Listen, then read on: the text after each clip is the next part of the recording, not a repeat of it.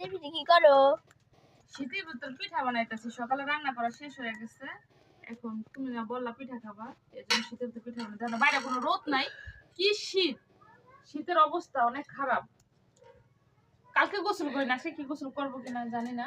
এদিকে আসো, এই যে দেখো খাদের পিঠা বানাইছি, আর এই যে দিকে গোসল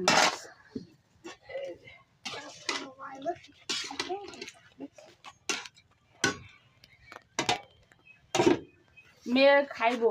আমার তো আর 1-2 দিন আছে ছুটি, তাও তো ব্যস্ত হয়ে যাও। আমি তো মেয়ে খাইতে চাইলে বানাই দিই শীতের ভিতর। আর বাইরে তো রোদ নাই, দেখেন গাইস। কার কার লাগে এই অবস্থা? দেশের মনে প্রতিটা জায়গায় এরকম শীত, রোদ নাই। আর মানুষ গোসল করতে কষ্ট হয়ে যাচ্ছে, কাজ করতে কষ্ট হয়ে যেতেছে। তো এই শীতের ভিতরে এই যে আগুনের মাঝে বসে বসে গরম গরম পিঠা, আর তার সাথে যদি হয় হাঁসের গোস, তাই অনেক স্বাদ হয় না বলেন গাইস? তাই বাচ্চাদের বানাই দিলাম, এখন এরা খাবে। যা প্লেট নিয়ে আসো, স্কিপে রাখো। মানে তো এই যে আমার ছোট মেয়ে চুলার পর বসে বসে খাচ্ছে, শীতের মাঝে আগুনের তাপ খাচ্ছে। তুমি চুলায় কি আগুনের তাপ খাচ্ছ আর খাচ্ছ? আমি ছোটবেলা মানে আমরা ভাই বোন ছোট ছিলাম যখন, আমার ভাগ্নি থাকতো আমাদের বাসায়, আমরা মায়ের রান্না করতো এইভাবে, আর আমরা চুলার মাঝে বসে বসে খাইতাম শীতের সময়। কার কার বাসায় বাচ্চারা আছে এভাবে চুলার মাঝে বসে বসে খায়? আর পিঠা বানাইলে এই যে লাঠিতে খাইতে এরকম খাচ্ছে।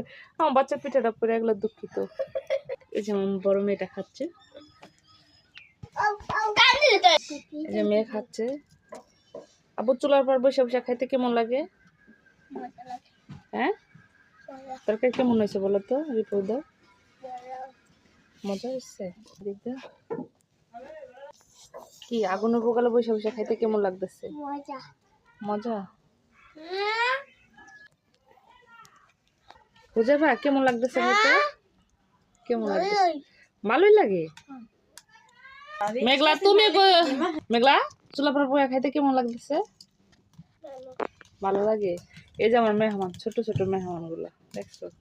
এই যে ছোট মেহমান, কারণ বাসায় দেওয়ার মতো তো পিঠা হয় না, কম পিঠা না, এর জন্য ডেকে ডেকে খাওয়াইতেছি ছোট মেহমান। বুঝাই না কেমন লাগে জিন বললা? ভাল লাগে।